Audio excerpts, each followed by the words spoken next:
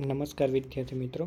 Government of ઇન્ડિયાના એક department એટલે કે જે પોસ્ટ ડિપાર્ટમેન્ટ છે, પોસ્ટ ડિપાર્ટમેન્ટ તરફથી એક ખૂબ જ સારી ભરતી આવી ગઈ છે અને આ ભરતીનું નામ છે ગ્રામ ડાક સેવક અથવા તો કહેવાય છે ગ્રામીણ ડાક સેવક અથવા તો એબીપીએમ અથવા તો બીપીએમની ભરતી છે.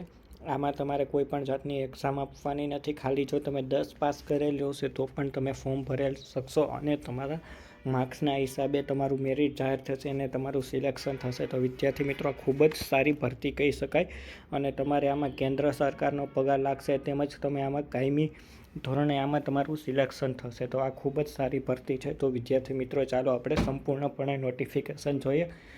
એકવાર એક વિનંતી છે વિદ્યાર્થી મિત્રો કે ચેનલને સબસ્ક્રાઈબ કરી દેજો, વિડીયોને લાઇક કરી દેજો અને શેર કરી દેજો. તો ચાલો જોઈએ.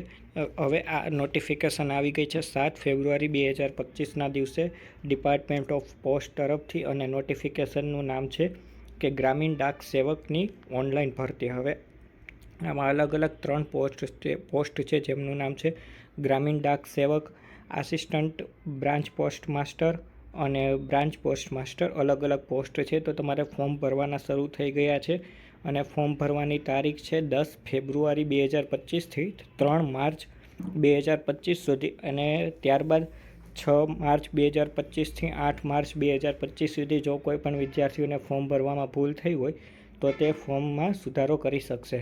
હવે ત્યારબાદ એમણે કીધું છે કે હવે તમારા જે અલગ અલગ પોસ્ટ છે તો તેમનું કામ શું હશે કે દાખલા તરીકે જો બ્રાન્ચ પોસ્ટ માસ્ટર છે તો કોઈ પણ ગામ હોય છે તો ત્યાં ખૂબ ગામની વસ્તી મોટી હોય છે તો તે ગ્રામ પંચાયતમાં એક પોસ્ટ ઓફિસ હોય છે અને પોસ્ટ ઓફિસના હેડની પદવી છે તેમને બ્રાન્ચ પોસ્ટ માસ્ટર કીધું છે. તેમણે શું કરવાનું રહેશે કે જે તેમને અંદર બેસીને જે ક્લિયરિકલ કામ હોય તે કરવાનું રહેશે અને એબીપીએમ એટલે કે આસિસ્ટન્ટ પોસ્ટ માસ્ટર ન હોય તો તેમનું બી કામ કરવાનું રહેશે. હવે વિદ્યાર્થી મિત્રો કીધું છે કે એબીપીએમ એટલે કે આસિસ્ટન્ટ બ્રાન્ચ પોસ્ટ માસ્ટર. હવે આમને શું કામ કરવાનું રહેશે કે દાખલા તરીકે નાનું ગ્રામ પંચાયત હોય તો નાની વસ્તી ધરાવતું ગામ હોય તો તેમાં બીપીએમ નહીં હોય તો એમાં એબીપીએમ હશે અને એક ગ્રામ ડાક સેવક હશે. ગ્રામ ડાક સેવક હોય તો તેમણે શું કરવાનું રહેશે કે ઘરે ઘરે જઈને પોસ્ટની ડિલિવરી કરવાની રહેશે. ત્યારબાદ તેમણે ચલણ દેવાના રહેશે. આવું બધું કામ તેમણે ગ્રામ ડાક સેવકે કરવાનું રહેશે. હવે વિદ્યાર્થી મિત્રો તમારો પગાર જોઈએ તો પગાર કેટલો હશે કે જે વિદ્યાર્થીઓ બીપીએમમાં સિલેક્ટ થયા હશે તેમનો સ્લેબ લાગુ પડશે 12,000થી 29,380. આ તમારું બેઝિક રહેશે. ત્યારબાદ તમને જે ડીએ મળશે તે ડીએ અને એચઆરએ મળશે એટલે કે તમારો પગાર ખૂબ જ સારો થશે વિદ્યાર્થી મિત્રો. અને પછી જે બીજી એક પોસ્ટ છે તેમનું નામ છે એબીપીએમ એટલે કે આસિસ્ટન્ટ બ્રાન્ચ પોસ્ટ માસ્ટર અથવા તો ગ્રામીણ ડાક સેવક. બેયનો પગાર ધોરણ સેમ હશે. તેમનું પગાર ધોરણનું સ્લેબ છે 10,000થી 24,470. હવે વિદ્યાર્થી મિત્રો આ પગાર સારો કહેવાય. હવે અને 8મું પગાર પંચ બી આવવાનું છે. કેન્દ્ર સરકારની પરમેનન્ટ જોબ છે તો સારું કહેવાય વિદ્યાર્થી મિત્રો.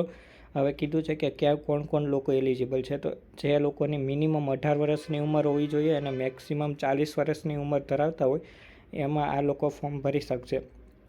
હવે કીધું છે કે રિલેક્સેશન કઈ કાસ્ટવાળાને મળશે કે જે એસસી એસટીના વિદ્યાર્થીઓ છે એને 5 વર્ષનું રિલેક્સેશન મળશે. ઓબીસીના વિદ્યાર્થીઓને 3 વર્ષનું રિલેક્સેશન મળશે.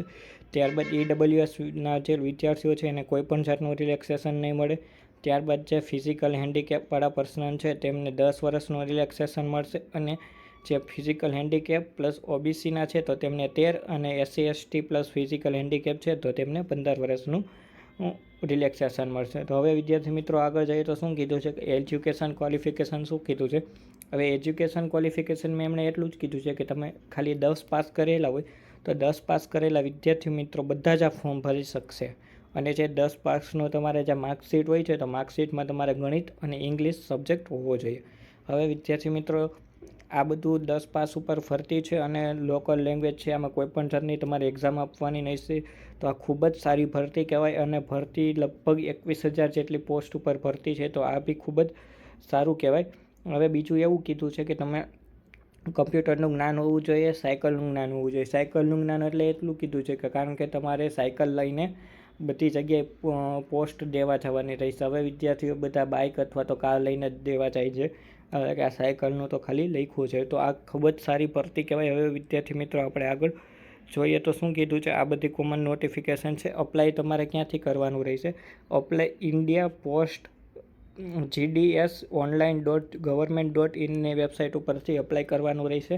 હવે આપણી જે ટેલિગ્રામ ચેનલ છે એમાં હું તમને આની લિંક મોકલી દઈશ, તેમાંથી તમે અપ્લાય કરી શકશો. તો ટેલિગ્રામ ચેનલની આપણે જે નીચે લખાણ છે તેમાં હું એમની લિંક આપી દઈશ, તો એમાંથી તમે ટેલિગ્રામ ચેનલ જોઈન્ટ કરી લેજો. હવે સિલેક્શન તમારું કઈ રીતના થશે તે જોઈએ કે હવે એકવાર તમે ફોર્મ ભરી દીધું, ફોર્મ ભર્યા બાદ શું હશે કે ફોર્મ ભર્યા બાદ તે લોકો સ્ક્રુટિનિટી કરશે અને એક મેરિટ બનાવશે. જે વિદ્યાર્થીને ખૂબ જ સારા માર્ક્સ હશે 10માને તેમને મેરિટમાં પ્રથમ રાખશે અને ત્યારબાદ ધીમે ધીમે કોઈ પ્રમાણનું આખું એક મેરિટ બનાવશે. મેરિટ ત્યારબાદ તે લોકો વેબસાઇટ ઉપર જાહેર કરશે અને વેબસાઇટ ઉપર જાહેર કરીને જેટલી પોસ્ટ હશે, આપણે ગુજરાતમાં અંદાજે 1200 જેટલી પોસ્ટ છે, તો 1200 જેટલા લોકોને એ લોકો આપણે ડોક્યુમેન્ટ વેરિફિકેશન માટે બોલાવશે. ડોક્યુમેન્ટ વેરિફિકેશન થઈ ગયું છે એ લોકોનું. હવે ડોક્યુમેન્ટ વેરિફિકેશનમાં શું કરવાનું રહેશે, તમારું ઓરિજિનલ ડોક્યુમેન્ટ લઈ જવાના રહેશે અને 2 કોપી લઈ જવાની રહેશે. 2 કોપીમાં શું હશે કે તમારી માર્કશીટ, આઈડેન્ટિટી પ્રૂફ, પછી કાસ્ટ સર્ટિફિકેટ, પછી જો ફિઝિકલ હેન્ડીકેપમાં આવતા હોય તો તેનું સર્ટિફિકેટ, EWSમાં આવતા હોય તો તેનું સર્ટિફિકેટ, ડેટ ઓફ બર્થ એટલે કે આપણું 10માનું માર્કશીટ અને એક મેડિકલ સર્ટિફિકેટ ઇસ્યુ કરવામાં આવશે મેડિકલ ઓફિસર દ્વારા, કે જે તમારે જે PHC સેન્ટર હોય ત્યાંથી કઢાવવાનું રહેશે. આટલું બધું લઈ જો તમારું નામ આવે તો જ તમે ડોક્યુમેન્ટ વેરિફિકેશનમાં જવાનું રહેશે. અને ડોક્યુમેન્ટ વેરિફિકેશન થઈને તમારી જ્યાં નજીકની જે પોસ્ટ ઓફિસ છે ત્યાં તમારે શું કરવાનું રહેશે, ત્યાં તમારું વિદ્યાર્થી મિત્રો પોસ્ટિંગ આપવાનું રહેશે. પોસ્ટિંગ આપશે એટલે કે જે વિદ્યાર્થીઓને ખૂબ જ સારા માર્ક્સ હશે તેમની માટે ખૂબ જ સારો મોકો છે વિદ્યાર્થી મિત્રો. તો આ નોટિફિકેશનમાં અપ્લાય કરવાનું વિદ્યાર્થીઓ ભૂલતા નહીં. જે વિદ્યાર્થીઓને કેન્દ્ર સરકારની જોબ જોતી હોય તે વિદ્યાર્થીઓ માત્ર અને ખૂબ જ સારી ભરતી કહી શકાય, તો વિદ્યાર્થી મિત્રો ચોક્કસપણે એપ્લાય કરજો. જો વિડીયો સારો લાગ્યો હોય તો લાઈક કરી દેજો અને ચેનલને સબસ્ક્રાઈબ કરી દેજો. આભાર.